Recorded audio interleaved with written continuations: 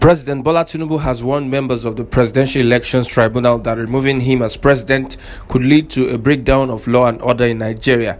Mr. Tinubu admitted his failure to score 25% of votes cast in Nigeria's capital, Abuja, but said it was insufficient to overturn his victory as declared by the Independent National Electoral Commission (INEC).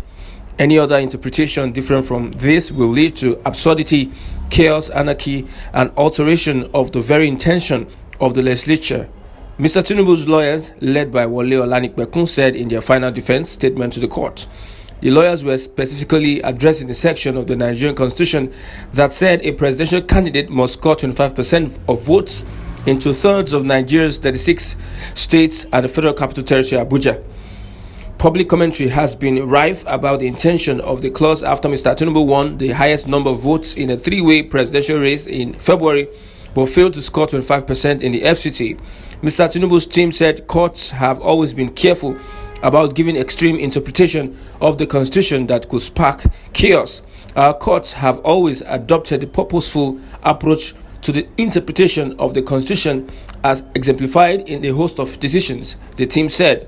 They also said Mr. Tinubu would still have won the election even if he didn't score anything in Abuja and one other state, although this was not the arguments of petitions Atiku Abubakar of the People's Democratic Party and Peter Obi of Labour Party.